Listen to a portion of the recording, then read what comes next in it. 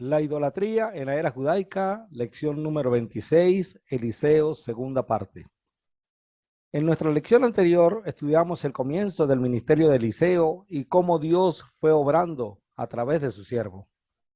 Muchos de los milagros que hizo Eliseo los haría Dios nuevamente cuando estuviera entre nosotros. Dios, a través de su siervo, proveyó agua física para ayudar a una población, según de Reyes 2, 19 al 22. Y también para saciar a los ejércitos de Israel, Judá y Edom, y de esta manera derrotar a los moabitas, según de Reyes 3. Jesús nos da a nosotros del agua de vida para saciar nuestra sed espiritual. Juan capítulo 4, 3 y 14, Juan 7, 37 al 39. El Señor, a través de Eliseo, multiplicó el aceite de la viuda del profeta para ayudarla y salvar su vida, según de Reyes 4, 1 al 7. Jesús a nosotros nos da el Espíritu Santo para que guíe nuestra vida. Dios, a través de Eliseo, hizo que una mujer tsunamita que no podía tener hijos lo hiciera. Jesús vino al mundo de una manera muy especial. Dios, a través de Eliseo, resucitó al hijo de la tsunamita. También resucitó al hijo de la viuda de Naín y a Jairo. Y con su gran poder volvió a tomar la vida para sí mismo, después de haberla dado. En 2 Reyes capítulo 4, versículos 42 al 44, observamos cómo el Señor, a través del profeta Eliseo, multiplica la comida. De igual manera, Jesús multiplicó los panes y los peces. De manera que no fue ni la vara de Eliseo, ni el manto, ni la sal echada en el río. No era ningún tipo de rito los que contribuían o los que hacían tales milagros. Era el poder de Dios obrando en cada caso. El próximo milagro que vamos a estudiar a continuación es digno de resaltar. Es la sanación de un caso de lepra. El rey de Aram sentía una gran admiración por Naamán, el comandante del ejército, porque el Señor le había dado importantes victorias a Aram por medio de él. Pero a pesar de ser un poderoso guerrero, Naamán padecía de lepra. Según de Reyes capítulo 5, versículo 1. En esta historia nos encontramos con Naamán, un comandante del ejército sirio, el rey de Siria o de la nación de Aram, Ben-Hadad II. El rey de Israel para ese tiempo era Joram. Naamán padecía de lepra, una terrible enfermedad de la piel. La lepra era una forma específica de infección micobacteriana que era temida en la antigüedad y que hasta el año 1960 era considerada intratable e incurable.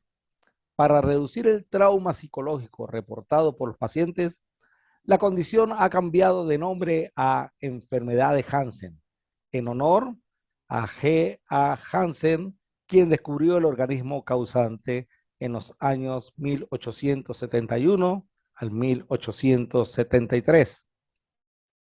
Gordon J. Wenham dijo, la verdadera lepra, la enfermedad de Hansen, es una dolencia horrible que afecta la piel y hace que otras partes del cuerpo se adormezcan y se vuelvan insensibles al dolor, mientras que los huesos se deforman y finalmente el paciente muere. Todavía está muy extendido en partes de Oriente y África. También es contagioso y hasta hace poco era incurable. La enfermedad de Hansen se trata de enfermedades de piel. La lepra que encontramos en las escrituras era igualmente contagiosa, llegando a contagiar elementos físicos como la ropa, según Levítico 13, 47 al 49, o como las casas, según Levítico 14, 34 al 38. Por lo que podríamos decir que la lepra que aparece en las escrituras abarca lo que se conoce como la enfermedad de Hansen y mucho más. La vacuna contra la lepra, la enfermedad de Hansen, la desarrolló el doctor venezolano Jacinto Convic en 1987. El caraqueño inoculó la vacuna de la tuberculosis y el bacilo Mycobacterium leprae a un armadillo, también conocido como cachicamo, el único animal que junto al ser humano puede contagiarse. La vacuna de Convic fue un éxito, siendo Venezuela el primer país en cerrar todas sus leproserías. Las leproserías eran sitios apartados para todo aquel que tuviera lepra, donde se trataba esta enfermedad. La lepra era una enfermedad muy antigua que azotaba a la humanidad desde hace al menos unos 4.000 años. Durante muchos siglos hubo islas que se usaron para albergar a los leprosos, en parte para darles mejor calidad de vida. En el año 2000, después de un intenso programa desarrollado por la Organización Mundial de la Salud, la lepra fue oficialmente eliminada a nivel mundial. Hablamos de dos tipos de lepra: la de las escrituras, que involucraba contagio en la ropa y en las casas, y la enfermedad de Hansen. La lepra que aparece en las escrituras era una enfermedad que no tuvo cura. No hay casos de sanación de lepra, sino por la mediación de Dios. Y de eso hablaremos más adelante. Este es el cuadro que presenta William Barclay acerca del leproso. Toda la apariencia de su rostro sufre una alteración tal que el enfermo pierde la semejanza humana y llega a parecerse, como decían los antiguos, a un león o a un sátiro. Los nódulos aumentan cada vez más de tamaño, se llegan a ulcerar y de ellos mana una asquerosa supuración.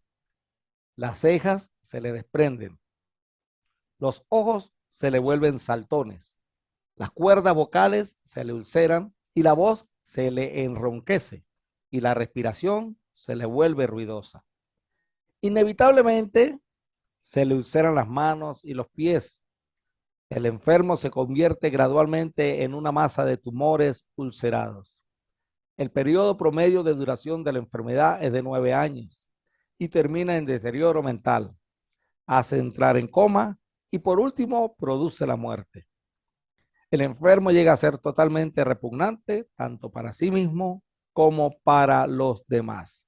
Un cuadro terrible que nos habla este comentarista bíblico William Barclay acerca de alguien que padecía la enfermedad de lepra. El leproso no solo tenía que soportar el dolor del padecimiento en su cuerpo, sino también la angustia mental que le producía el estar marginado de toda compañía humana. El leproso quedaba absolutamente solo. Dice la escritura en Levíticos 13, 45 al 46, y el leproso en quien hubiere llaga vestirá vestidos rasgados y su cabeza descubierta, y embozado pregonará: inmundo, inmundo. Todo el tiempo que la llaga estuviera en él será inmundo, estará impuro y habitará solo, fuera del campamento, será su morada. La ley de Moisés exigía que el leproso viviera fuera del campamento de Israel. Eso está en número 5, 2 al 4. Debía vestir harapos, mantener su cabeza al descubierto y tener una cubierta sobre su labio superior. Cuando se dirigía de un lugar a otro, tenía que advertir a todo el mundo de su contaminante presencia. Debía gritar: inmundo, inmundo. Era terrible a nivel social portar esta enfermedad. En la ley de Moisés, la lepra representaba la inmundicia en vida. En Levítico capítulo 13 nos habla acerca de la ley cuando una persona era contagiada por lepra. En Levítico 14 nos habla acerca de la ceremonia que debía hacer el sacerdote hebreo en caso de que una persona fuese sanada de lepra. Dice el 14:2, esta será la ley para el leproso cuando se limpiare. Será traído al sacerdote. Pero en ninguna parte se nos habla de un tratamiento para la lepra. Muchos israelitas habían sido contagiados de lepra, pero solamente 2 fueron sanados. La mano de Moisés se volvió leprosa y luego fue limpia nuevamente como una de las señales que podría usar para demostrar que hablaba por Dios en Éxodo capítulo 4 versículos 6 al 7. María o Miriam, la hermana de Moisés, fue herida con lepra cuando buscó la preeminencia sobre Moisés y fue sanada. Números 12, 10 al 15. Giezi y su descendencia, como lo vamos a estudiar, fueron heridos de lepra a causa de su desobediencia y su mentira a Eliseo, según de Reyes 5:27. 4 leprosos en Samaria descubrieron la huida de los sirios y llevaron la noticia a los israelitas, según de Reyes capítulo 7, versículos 3 al 15. El rey Usías o Azarías fue castigado con lepra cuando intentó usurpar las prerrogativas de los sacerdotes, según de Reyes 15:5, según de Crónicas 26, 16 al 21. Pero de todos estos casos, hasta ese momento, solo se sabía de 2 casos de sanación de lepra, el caso de Moisés y el de su hermana Miriam o María. De Moisés se puede decir que era una señal que Dios había hecho para mostrar su poder e inculcarle fe a Moisés en la ardua tarea que le vendría. Éxodo 4, 6 al 8. De María, la hermana de Moisés, el Señor la hirió con lepra cuando quiso ocupar el puesto de Moisés. Luego fue sanada, mas sin embargo, tuvo que hacer lo que estaba estipulado cuando un caso de lepra era detectado, según Levítico capítulo 13, versículos 1 al 4. Entonces Moisés clamó al Señor: oh Dios, te suplico que la sanes. Pero el Señor le dijo a Moisés: si el padre de Miriam tan solo la escupiera en la cara, ¿no duraría su contaminación 7 días? Por lo tanto, manténla fuera del campamento durante 7 días y después podrá ser aceptada de nuevo.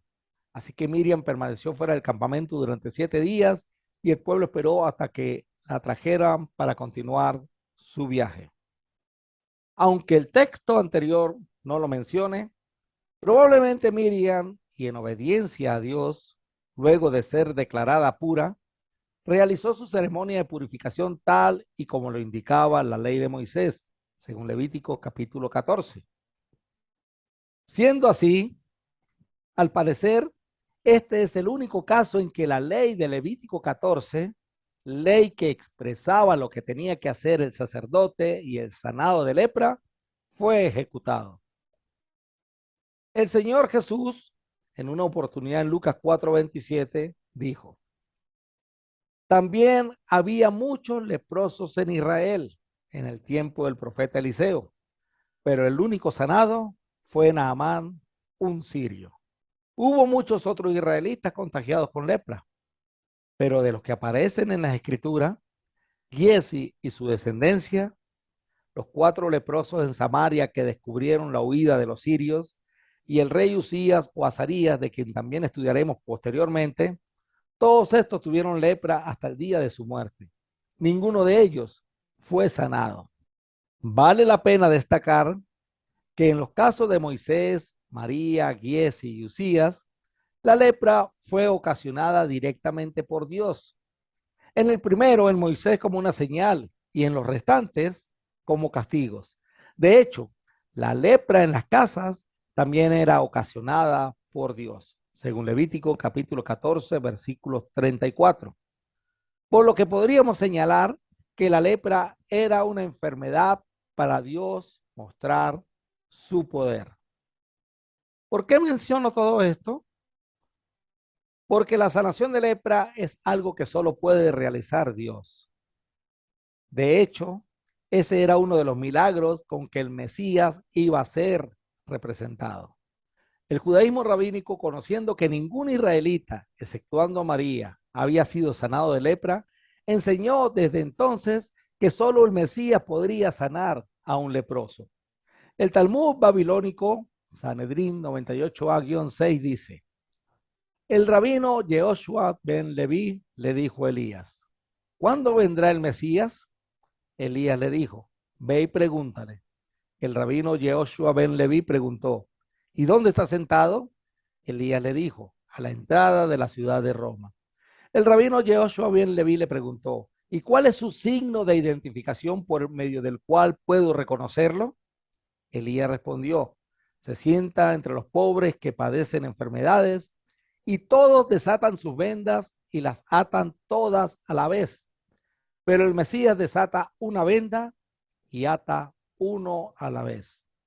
Él dice, quizás se me necesite para servir para lograr la redención. Por lo tanto, nunca ataré más de un vendaje para no retrasarme. Eso es según el Talmud babilónico. Esta historia, no bíblica por supuesto, pero sí extraída de la tradición judía, nos describe la manera como el judío iba a reconocer al Mesías. Dice, ¿y cuál es su signo de identificación por medio del cual puedo reconocerlo? Y según la respuesta, lo reconocería porque se iba a sentar entre los pobres que padecen enfermedades, porque todos los que estaban ahí, que padecían enfermedades, en este caso la lepra, todos iban a desatar sus vendas y las iban a atar todas a la vez. Este era el procedimiento para bañarse de los leprosos. Se quitaban todas las vendas viejas, se bañaban y se ponían nuevas vendas. Pero el Mesías, según el Talmud babilónico, iba a ser reconocido porque solamente iba a desatar una venda y la iba a atar a la vez. Según la historia, esta persona no se quitaría todas las vendas para que el resto no descubriera que en verdad no era leproso. Por eso se quitaba una venda, se lavaba, se colocaba una nueva y luego procedía con otra y así sucesivamente. Lo que nos muestra el Talmud babilónico era que el Mesías iba a ser reconocido porque se iba a integrar ante la comunidad de los leprosos para sanarlos de sus enfermedades, para hacerle redención de sus faltas. Él dice, quizás se me necesite para servir, para lograr la redención. Por lo tanto, nunca ataré más de un vendaje para no retrasarme. Esta historia narra la empatía que tendría el Mesías por ellos esperado y la manera de reconocerlo. El Mesías iría hasta donde estaban ellos, sufriría con ellos, él no tendría lepra, pero cargaría con sus sufrimientos. Isaías 53 dice, ciertamente llevó él nuestras enfermedades y sufrió nuestros dolores, y nosotros le tuvimos por azotado, por herido de Dios y abatido. Mas él fue herido por nuestras rebeliones, molido por nuestros pecados. El castigo de nuestra paz fue sobre él, y por su llaga fuimos nosotros curados. Isaías 53, 4 al 5. Por lo que habla no solo de la empatía del siervo de Dios, nuestro Señor Jesús, sino que habla de que por su llaga fuimos curados. Lucas 5, 12 al 13 nos narra la siguiente historia. Sucedió que estando él, el Señor Jesús, en una de las ciudades, se presentó un hombre lleno de lepra, el cual, viendo a Jesús, se postró con el rostro en tierra y le rogó diciendo, Señor, si quieres, puedes limpiarme. Entonces, extendiendo él la mano, le tocó diciendo, quiero, sé limpio. Y al instante la lepra se fue de él. El Señor no solo se le acercó, sino que lo tocó. Mientras otros se alejaban, el Señor se acercaba.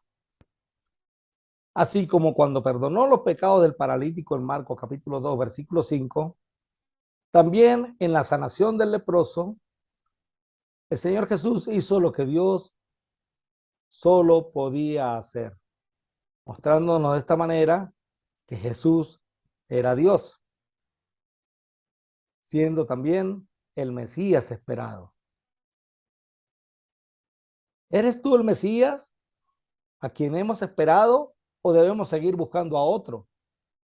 Le mandó preguntar Juan el Bautista. Jesús le respondió, regresen a Juan y cuéntenle lo que han oído y visto. Los ciegos ven, los cojos caminan bien, los leprosos son curados, los sordos oyen, los muertos resucitan y a los pobres se les predica la buena noticia. Los leprosos son curados. El Señor Jesús da como testimonio o señal a Juan de que realmente era el Mesías esperado por medio de mandarle a decir que los leprosos eran curados. Ciertamente llevó él nuestras enfermedades y sufrió nuestros dolores, y nosotros le tuvimos por azotado, por herido de Dios y abatido. Mas él herido fue por nuestras rebeliones, morido por nuestros pecados. El castigo de nuestra paz fue sobre él, y por su llaga fuimos nosotros curados. Se cumplía Isaías 53, e incluso se cumplía lo que decía el Talmud babilónico. Después de la sanación del leproso, Jesús le dio instrucciones de que no dijera a nadie lo que había sucedido. Le dijo: preséntate ante el sacerdote y deja que te examine. Lleva contigo la ofrenda que exige la ley de Moisés a los que son sanados de lepra. Esto será un testimonio público de que has quedado limpio. Lucas 5:14, nueva traducción viviente. Cuando este hombre se dirigió a los sacerdotes, estos tuvieron que desempolvar la parte del rollo de Levítico en el capítulo 14. Pues solo en el caso de Miriam, la hermana de Moisés, habían ejecutado esta parte de la ley. Y quiero que visualicen esto. Nunca antes un sacerdote había presentado la ofrenda que exige la ley de Moisés para un caso de sanación de lepra. Probablemente cuando María, la hermana de Moisés, cuando este leproso se presenta ante el sacerdote y deja que el sacerdote lo examine y vea que está curado de lepra, pues el sacerdote privilegiado va a poder aplicar la ley de Moisés descrita en Levítico 14. Pero a pesar de las instrucciones de Jesús, la noticia de su poder corrió aún más, y grandes multitudes llegaron para escucharlo predicar y ser sanados de sus enfermedades. Lucas 5:15. Entonces, hasta lo que hemos estudiado con relación a la lepra, esta era una enfermedad incurable, un porcentaje muy alto. Podríamos hablar del 99.9% de los que fueron contagiados vivieron el resto de sus días sobre esta tierra con esta terrible enfermedad. Solo Miriam, la hermana de Moisés, fue sanada. La sanidad a esta terrible enfermedad procedía única y exclusivamente de la mano de Dios. Ahora procederemos a estudiar el caso de Naamán el sirio. Es un caso extraordinario, donde observaremos cómo la gracia de Dios es para todos y que la instrucción divina es la que produce fe en nuestros corazones. El texto que vamos a analizar a continuación es 2 de Reyes, capítulo 5, desde el versículo 1 hasta el 14. El rey de Aram sentía una gran admiración por Naamán, el comandante del ejército, porque el Señor le había dado importante victoria a Aram por medio de él. Pero a pesar de ser un poderoso guerrero, Naamán padecía de lepra. Recordemos que el rey de Aram o de Siria era Ben-Hadad II. El Señor le había dado grandes victorias a Ben-Hadad II por medio de Naamán. Dice 1 Reyes capítulo 22, versículos 34 al 35. Un hombre disparó su arco a la aventura e hirió al rey de Israel por entre la juntura de la armadura, por lo que dijo él a su cochero: da la vuelta y sácame del campo, pues estoy herido. Pero la batalla había arreciado aquel día, y el rey estuvo en su carro delante de los sirios, y a la tarde murió, y la sangre de la herida corría por el fondo del carro. Esto fue cuando la muerte de Acab. Entre estas victorias que el Señor le dio a Ben-Hadad II por medio de Naamán, podemos destacar la derrota y posterior muerte de Acab. Josefo, en sus antigüedades de los judíos, escribió: sin embargo, un criado del rey Hadad, que es Ben-Hadad II, de nombre Amán, probablemente es Naamán, arrojando flechas contra el enemigo, hirió al rey en el pulmón, atravesándole el tórax. Acá quiso ocultar lo que había acontecido, a fin de que el ejército no escapara al enemigo. Ordenó al conductor que retrocediera con el carro y lo sacara de la batalla, pues había recibido una herida mortal. A pesar de los sufrimientos, permaneció en el carro hasta la puesta del sol y murió por la pérdida de sangre. Eso está en la Antigüedad de los Judíos, tomo 2, libro 8, capítulo 15, párrafo 5c. Según las leyendas judías, los rabinos nos dicen que fue él, Naamán, quien disparó la flecha con la que Acab fue asesinado, según John Trapp, predicador y comentarista bíblico. De manera que, al parecer, según Josefo y según las leyendas judías, Fue Naamán el que logró darle muerte, el que disparó la flecha para que Acab muriera, dando grandes victorias a Ben-Hadad II, como lo narra el texto de Segunda de Reyes capítulo 5. Naamán era un poderoso guerrero, pero tenía lepra, esa terrible e incurable enfermedad que iba socavando al ser humano, como lo hemos comentado anteriormente. Según los rabinos, Naamán era vanidoso y era un hombre altivo, por lo que fue herido de lepra. Pero otra versión sostenía que enfermó por tomar a una doncella israelita y convertirla en la sirvienta de su esposa. Todo esto según las tradiciones judías. No sabemos cuál era la etapa de la enfermedad en la que se encontraba Naamán, pero al ser esta una enfermedad contagiosa, es de imaginar que debía comandar a su ejército de lejos y en forma solitaria. Pero era tan bueno en su trabajo que Ben-Hadad II no lo apartaba de sus funciones. También podemos considerar que tal vez las leyes sirias con respecto a la lepra eran diferentes a las leyes israelitas. Naamán, como cualquier otro ser humano en sus condiciones, quería ser sanado, quería volver a la normalidad de su vida, pero las noticias eran trágicas. No había cura para la lepra. En ese tiempo, los saqueadores arameos habían invadido la tierra de Israel y entre sus cautivos se encontraba una muchacha a quien habían entregado a la esposa de Naamán como criada. Nos dice 2 Reyes capítulo 5, versículo 2. Recordemos que para ese entonces los sirios habían asesinado a Acab, tal vez Naamán fue el que disparó la flecha. Luego su hijo Ocosías murió y comenzó a gobernar su hermano Jorán, Jorán el de Israel. Probablemente la muchacha fue llevada cautiva en los tiempos de Acab.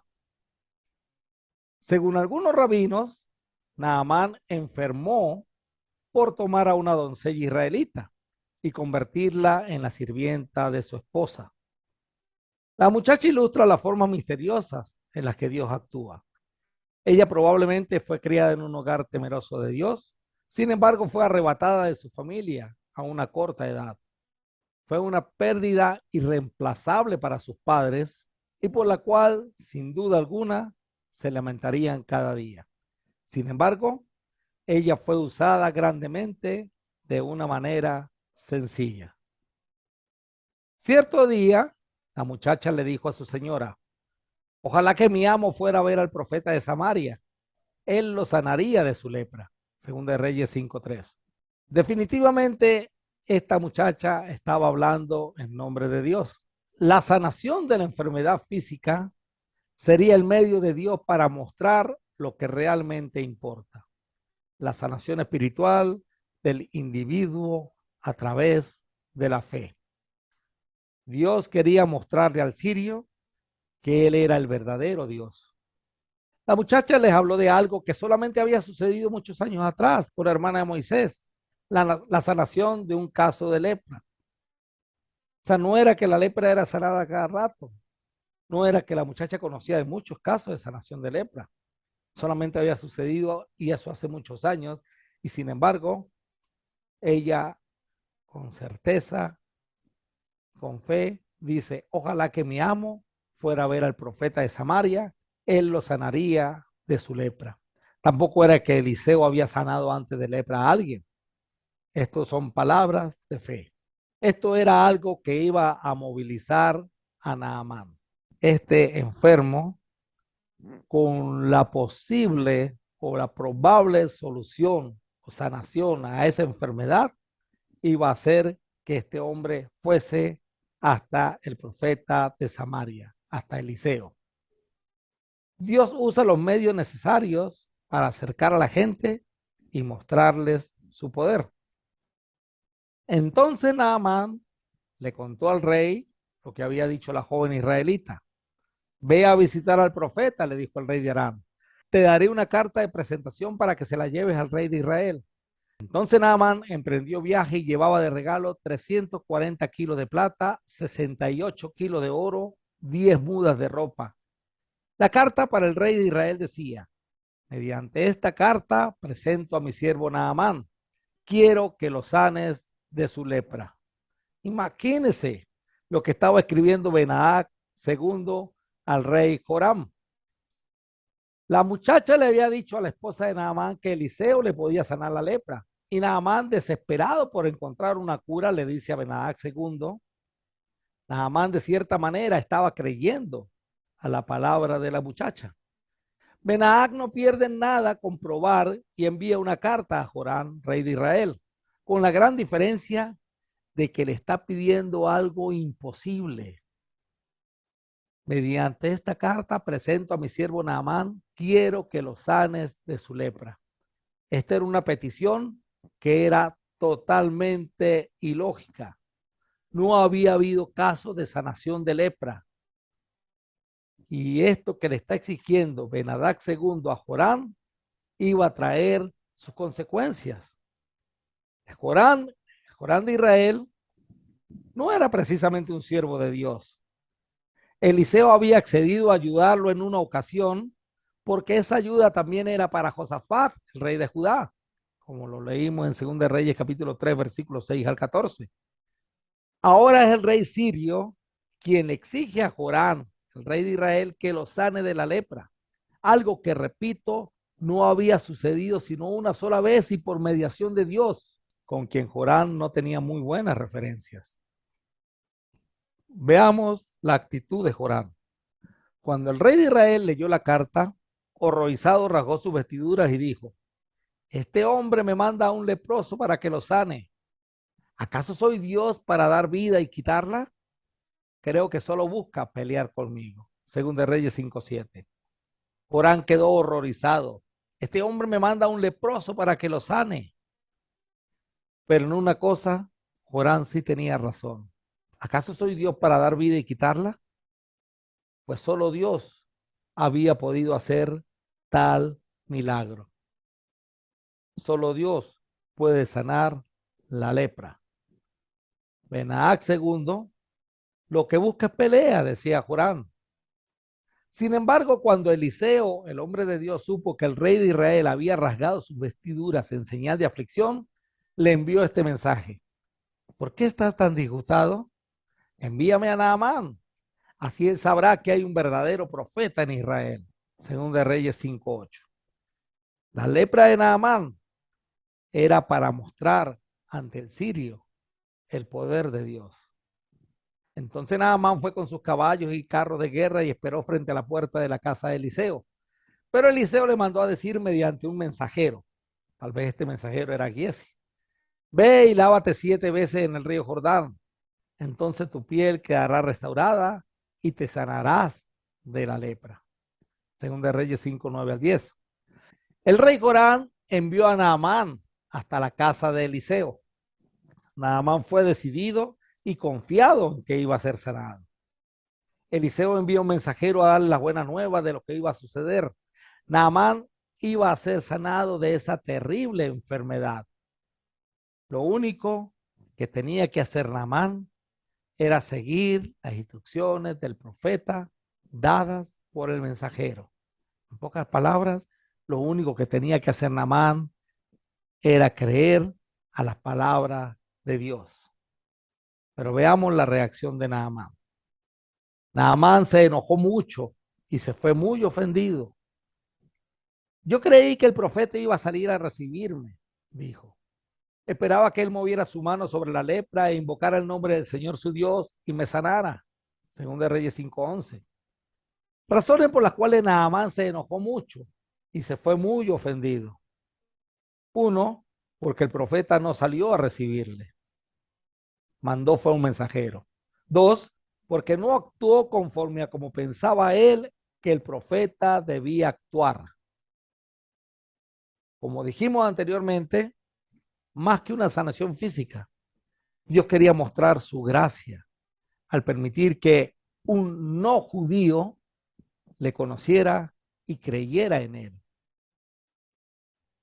Naamán dijo: ¿Acaso los ríos de Damasco, el Habaná y el Farfar no son mejores que cualquier río de Israel? ¿Por qué no puedo lavarme en uno de ellos y sanarme? Así que Naamán dio media vuelta y salió enfurecido. El corazón de Naamán debía prepararse para que pudiera aceptarlo a él como el verdadero Dios. Y lo primero que el comandante Naamán necesitaba aprender era la humildad. Para que su carne pudiera llegar a ser como la de un niño, su corazón debía llegar a ser como el de un niño. Dios no actúa como uno quiere que actúe, sino como Él desea actuar. La fe que agrada a Dios no viene de la manera como uno quiere que venga, sino viene conforme a la palabra de Dios, dice Romanos 10:17. La sanación tanto física como espiritual de Naamán vendría siguiendo las instrucciones dadas por Dios. Sus oficiales trataron de hacerle entrar en razón y le dijeron, Señor, si el profeta le hubiera pedido que hiciera algo muy difícil, ¿usted no lo habría hecho? Así que en verdad debería obedecerlo cuando sencillamente le dice, ve, lávate y te curarás. Era algo sencillo lo que Naamán tenía que hacer. Los oficiales querían el bien para Naamán y le exhortan a seguir y obedecer las palabras del profeta. Si nosotros queremos el bien de nuestra gente, si queremos su salvación, debemos tomar una actitud similar, animándolos a ellos, a nuestra gente, a seguir las instrucciones de Dios. Pero para ello debemos dárselas a conocer. Son instrucciones sencillas. Así que en verdad deberían obedecerlo.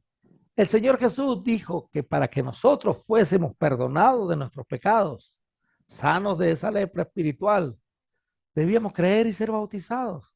Eso está en Marcos 16, 15, 16 y en Hechos 2, 38. Naamán hasta este punto había creído a la palabra de la muchacha.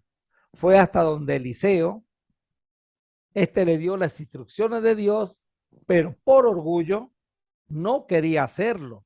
Muchos de nuestros amigos y familiares, cual Naamán, se han acercado a escuchar las instrucciones de Dios para ser salvos. Pero el orgullo o el creer en sabiduría de otros hombres no les ha permitido obedecer el evangelio en las aguas del bautismo. La soberbia, la mala interpretación de la palabra de Dios hecha por otros hombres, por sus líderes, no permiten que estas personas realmente sean sanas de su lepra espiritual, que es el pecado. Hacen caso a palabras como las que pronunció Calvino, más o menos palabras como esta. La única diferencia que hay en una persona que se bautiza es que entra con los pecados secos y sale con los pecados mojados. El calvinismo, de donde proviene la enseñanza de la mayoría de las denominaciones, no creen que el bautismo es para el perdón de pecados, tal y como lo dice Hechos capítulo 2, versículo 38. Y muchas personas, tal como Naamán, prefieren seguir con su enfermedad antes que ser sanados siguiendo las instrucciones de Dios. Tal como Naamán creen que la sanación no viene por sumergirse en las aguas, sino por una oración del profeta. Eso fue lo que dijo Naamán. Pensé que iba a tocarme e invocar el nombre del Señor, orar para que fuese sanado. Y Dios le dijo, sumérgete. La actitud de los oficiales de Naamán debe ser nuestra actitud. Si el profeta le hubiera pedido que hiciera algo muy difícil, ¿usted no lo habría hecho? Así que en verdad debería obedecerlo cuando sencillamente le dice, ve, lávate y te curarás. Si el Señor hubiera pedido algo muy difícil para ser salvos, ¿no lo haríamos? Así que en verdad deberíamos obedecerlo cuando sencillamente dice, ¿qué esperas? Levántate y bautízate. Queda limpio de tus pecados al invocar el nombre del Señor Jesús. Es lo que nosotros, cual los oficiales de Naamán, deberíamos decirle a nuestros amigos y familiares. ¿Qué hizo Naamán después de haber escuchado a sus oficiales? Entonces Naamán bajó al río Jordán y se sumergió 7 veces, tal como el hombre de Dios le había indicado. Y su piel quedó tan sana como la de un niño y se curó. No fueron una, ni dos, ni tres zambullidas, fueron 7. el número de zambullidas que Naamán realizó siguiendo la palabra de Dios dicha por el profeta. Cuando se hace caso a las instrucciones de Dios, el resultado es que su gracia llena nuestras vidas. Naamán quedó limpio de su lepra física cuando obedeció a la palabra de Dios, pero también redundó en su sanidad espiritual. La Biblia dice, después Naamán y todo su grupo regresaron a buscar al hombre de Dios. Se pararon ante él y Naamán le dijo, ahora sé que no hay Dios en todo el mundo, excepto en Israel. Segunda de Reyes 5:15, primera parte. El sirio acababa de confesar algo que redundó en el bien de su vida y su sanación espiritual. Fue en este acto de misericordia donde Dios produjo el verdadero milagro, la conversión de un pagano idólatra. Ahora sé que no hay Dios en todo el mundo, excepto en Israel. Naamán le da la gloria al único Dios verdadero sobre la tierra. Jehová había hecho lo que nunca había sucedido en la tierra, la sanación de una persona que había vivido con lepra durante mucho tiempo. Lo de la hermana de Moisés fue pasajero. Naamán no había sido sanado por ningún dios sirio, como por ejemplo Rimón, uno de los 12 dioses que aquellos pueblos adoraban, también conocido como Ramán en Asiria. Rimón era el dios que Ben-Hadad II adoraba. Era el que estaba sobre las tormentas, la lluvia, los relámpagos y el trueno. Entonces Naamán le dijo, está bien, pero permítame por favor cargar 2 de mis mulas con tierra de este lugar y la llevaré a mi casa.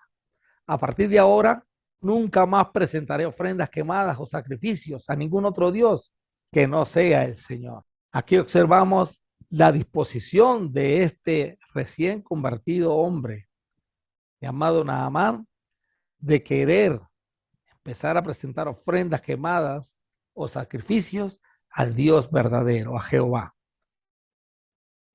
Pero ¿por qué llevar tierra de Israel? La respuesta inmediata nos la da el mismo texto. Naamán quería presentar ofrendas quemadas o sacrificios a Jehová en esa tierra, en tierra santa. Lo que nos lleva a la siguiente pregunta. ¿Aceptaría Jehová un sacrificio de Naamán? Y esto nos lleva a otra pregunta. ¿Dónde adoraban a Jehová los del reino del norte? Estas preguntas son muy interesantes y las han hecho hermanos que siguen estos estudios. ¿Aceptaría Jehová un sacrificio de Naamán? ¿Aceptaría Jehová que Naamán sacrificara o quemara holocausto en otro sitio que no fuese el templo? ¿Dónde adoraban a Jehová o dónde hacían el sacrificio los del reino del norte? Estos no bajaban al templo. Comenzaré a responder la segunda pregunta. Los de Israel debían trasladarse a Judá, donde estaba el templo, a adorar. Eso era algo que la división política no debía cambiar. Jehová era el Dios tanto de Judá como de Israel. El reino del norte, Israel había caído en la idolatría, como lo hemos estudiado, desde el mismo momento en que se dividieron de Judá. Recordemos que Jeroboam, por temor a perder el reino, cuando la gente del reino del norte regresara a Judá para adorar a Dios, estableció 2 sitios de adoración en el territorio del norte, pero no para adorar a Jehová, sino a los becerros que él había instaurado. Al parecer, el monte Carmelo fue el lugar escogido por Dios, no solo para destruir a Baal, sino para que los profetas de Dios pudiesen establecer allí un lugar de encuentro en algunas festividades establecidas por Dios. Segunda de Reyes 4, 22 al 25. En el monte Carmelo adoraron tanto Elías como Eliseo. Primera de Reyes 18, 20 al 42 y Segunda de Reyes 2, 25. Y sobre la primera pregunta, ¿por qué llevar tierra de Israel? La respuesta inmediata nos la da el mismo texto. Naamán quería presentar ofrendas quemadas o sacrificios a Jehová en tierra israelita. ¿Aceptaría Jehová un sacrificio de Naamán? Al pueblo hebreo se le dieron instrucciones en cuanto a la adoración a Dios cuando recién salía de la idolatría egipcia. Y Jehová dijo a Moisés, así dirás a los hijos de Israel, vosotros habéis visto que he hablado desde el cielo con vosotros. No hagáis conmigo dioses de plata ni dioses de oro os haréis. Altar de tierra harás por mí y sacrificarás sobre él tus holocaustos y tus ofrendas de paz, tus ovejas y tus vacas. En todo lugar donde yo hiciere que esté la memoria de mi nombre, vendré a ti y te bendeciré. Naamán salía de la idolatría siria, de la misma manera como estos hebreos estaban saliendo de la idolatría egipcia. Siendo así, es probable que los sacrificios ofrecidos posteriormente por Naamán hayan sido aceptos al Señor. Ahora bien, si nos regimos por la ley dada posteriormente a Moisés, la respuesta podría ser no, pues los únicos que podían hacer los sacrificios eran los sacerdotes levitas, y establecido el templo, ese era el lugar asignado por Dios. Pero hubo personas como Elías, que aunque no era sacerdote levita, hizo sacrificio en el monte Carmelo y fueron aceptables a Dios. Es una pregunta, a mi criterio, difícil de responder, pues de haber hecho Naamán dichos sacrificios, solo Dios sabe si lo aceptó o no. El punto es que Naamán confesó: he aquí ahora conozco que no hay Dios en toda la tierra, sino en Israel. Según de Reyes 5:15. En esto perdone Jehová a tu siervo, dijo Naamán, que cuando mi señor el rey entrare en el templo de Rimón para adorar en él, y se apoyare sobre mi brazo, si yo también me inclinare en el templo de Rimón, cuando haga tal, Jehová perdone en esto a tu siervo. Según de Reyes 5:18. Fue tal la conversión de Naamán que entendió que debía rendirle adoración al único Dios verdadero y en un altar construido con tierra de Israel.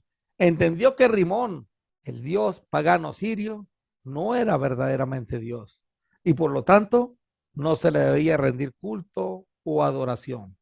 Pidió perdón al Dios verdadero porque cuando por servicio al rey y este rendirle culto a Rimón, le tocara inclinarse, se convirtió de una fe politeísta a una fe monoteísta. ¿Debía Naamán dejar de servir al rey y en su defecto evitar inclinarse ante Rimón por su conversión a Jehová?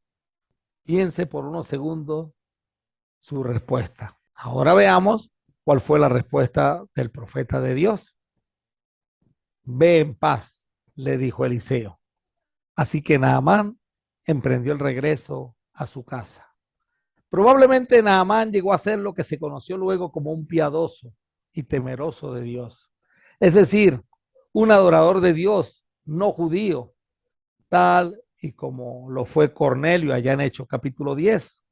Había en Cesarea un hombre llamado Cornelio, centurión de la compañía llamada La Italiana, piadoso y temeroso de Dios con toda su casa, que hacía muchas limonas al pueblo y oraba a Dios siempre. Tal vez fue Naamán, un Cornelio, un gentil convertido al Dios verdadero, al Dios Jehová, un temeroso, un piadoso de Dios. La respuesta de Eliseo fue: ve en paz. Ahora nos corresponde hablar de Giesi, el siervo de Eliseo, que está dentro de esta misma historia. Hasta este momento, Giesi acompañó a Eliseo en el comienzo de su ministerio. Fue testigo de grandes milagros, entre ellos la resurrección del hijo de la mujer de Sunán, digamos la lección anterior. Fue testigo de la sanación de Naamán, como lo hemos estudiado en esta lección. Y es durante este último milagro donde ocurre algo que es común en muchos de nosotros. La codicia se apoderó de este hombre. Después Naamán y todo su grupo regresaron a buscar al hombre de Dios, se pararon ante él y Naamán le dijo: ahora sé que no hay Dios en todo el mundo excepto en Israel, así que le ruego que acepte un regalo de su siervo. Naamán acababa de ser sanado de una enfermedad incurable, profesa su fe en el Señor Dios, creador del cielo y de la tierra, pero también desea expresar su gratitud al profeta Eliseo. Pero Eliseo respondió: tan cierto como que el Señor vive, a quien yo sirvo, no aceptaré ningún regalo. Aunque Naamán insistió en que aceptara el regalo, Eliseo se negó, según de Reyes 5:16. Eliseo decide no aceptar el regalo, era la gracia de Dios la que se había manifestado en Naamán. Entonces Naamán le dijo: está bien, pero permítame por favor cargar 2 de mis mulas con tierra de este lugar y la llevaré a mi casa. A partir de ahora nunca más presentaré ofrendas quemadas o sacrificios a ningún otro Dios que no sea el Señor. Ya este texto lo comentamos, pero es la respuesta que le da Naamán a Eliseo cuando Eliseo decide no aceptar el regalo. Está bien, pero entonces permítame llevarme tierra santa, tierra de Israel, para presentar mis ofrendas a Dios. Ya que no acepta regalos, yo deseo agradecer a Dios. Por lo tanto, de ahora en adelante quiero convertirme en un adorador del Dios de Israel. Y qué buena esta actitud de Naamán, querer agradecer a Dios, primeramente ante el profeta, y aunque el profeta no recibió el regalo, agradecer a Dios mediante las ofrendas quemadas o sacrificios con tierra de Israel. Ahora bien, Giezi, el sirviente de Eliseo, hombre de Dios, se dijo a sí mismo: mi amo no debería haber dejado ir al arameo sin aceptar ninguno de sus regalos. Tan cierto como el Señor vive, yo iré tras él y le sacaré algo. Naamán llevaba de regalo 340 kilos de plata, 68 kilos de oro y 10 mudas de ropa. A Giezi se le abrieron los ojos de la codicia. Para Giezi, Eliseo no debió haber dejado ir al arameo sin aceptar ninguno de sus regalos. Si Eliseo no lo recibió, yo sí lo haré. Entonces Giezi salió en busca de Naamán. Cuando Naamán vio que Giezi corría detrás de él, bajó de su carro de guerra y se fue a su encuentro. ¿Está todo bien?, preguntó Naamán. Sí, contestó Giezi. Pero mi amo me mandó a decirte que acaban de llegar dos jóvenes profetas de la zona montañosa de Efraín y él quisiera 34 kilos de plata y 2 mudas de ropa para ellos. La codicia induce a la desobediencia. Giezi no obedeció la voluntad de Eliseo, que era la voluntad de Dios. La codicia induce a la mentira. Mi amo mandó a decirle: mentira. Acaban de llegar dos jóvenes profetas. Mentira. Él quiere 34 kilos de plata y 2 mudas de ropa. Mentira. Por supuesto, llévate el doble de la plata, insistió Naamán. Así que le dio 2 mudas de ropa, amarró el dinero en 2 bolsas y mandó a 2 de sus sirvientes para que le llevaran los regalos. Naamán con gusto da lo que Giezi requiere y aún le ofrece el doble.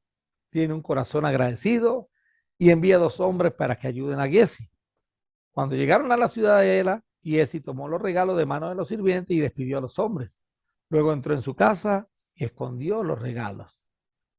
No permitió que los sirvientes se acercaran para que la mentira no se descubriera. Pues cuando se hace algo a escondidas, eso es señal de que no está bien. Giezi escondió los regalos. Giezi no quiso que los sirvientes fueran. Cuando entró para ver a su amo, Eliseo le preguntó: ¿a dónde fuiste, Giezi? A ninguna parte, le contestó él. Otra mentira. Mentira tras mentira. Proverbios 16, 16 al 17 dice que Dios aborrece la lengua mentirosa. Pero Eliseo le preguntó: ¿no te das cuenta de que yo estaba allí en espíritu cuando Naamán bajó de su carro de guerra para ir a tu encuentro? Mi hermano, Dios sabe todo lo que hacemos, todo, no hay nada oculto ante los ojos de Dios. No hay nada oculto que no le haya de ser manifestado. ¿Acaso es momento de recibir dinero y ropa, olivares y viñedos, ovejas y ganados, sirvientes y sirvientas? Le dijo Eliseo, le preguntó a Eliseo a Giezi. No era el momento de recibir ese tipo de regalo de parte de un extranjero. Era hora de mostrar a Naamán que los profetas de Jehová eran diferentes de los falsos profetas de Israel y de Siria. Era hora de mostrar que los presentes de Dios no se pueden comprar con dinero.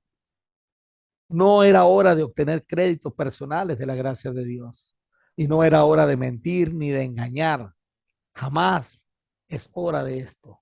Por haber hecho esto, tú y todos tus descendientes sufrirán la lepra de Naamán para siempre. Cuando Giezi salió de la habitación estaba cubierto de lepra. Su piel se puso blanca como la nieve. Una vez más la lepra es dada como castigo de Dios. Naamán fue sano de la lepra. Giesi y su familia portaría la lepra de Naamán. El pecado trajo sus consecuencias, no solo para Giesi, sino también para toda su familia. La lepra espiritual hoy día es el pecado y es igual de contagioso. Y lo único que lo puede sanar es Dios. El pecado viene producto de la desobediencia a Dios. Uno de los pecados más comunes es la maledicencia en la que cayó Miriam, el chismorreo, la oposición al plan de adoración a Dios, como lo hizo el rey Usías, que fue castigado con lepra, o la mentira o la codicia, como lo hizo Giesi. Adorar a Dios como el hombre quiere, por muy poderoso que sea, y no como lo manda Dios, es pecado. La letra espiritual cae sobre ellos. Esta lepra espiritual, al igual que la lepra física, solo puede ser sanada por Dios a través de la obediencia a su palabra, como lo estudiamos con Naamán. Si no, pregúntenselo a Naamán, cómo seguir las instrucciones de Dios lo sanan tanto físicamente como espiritualmente. Esta lepra espiritual solo puede ser sanada por Jesús. Y es una prueba y es un signo de que Jesús era el Mesías. En la próxima lección vamos a seguir hablando de Eliseo y la obra de Dios a través de él. Esta fue la lección número 26, Eliseo, parte 2, de la idolatría en la era judaica. Gracias por estar conmigo durante este estudio. Que Dios le bendiga.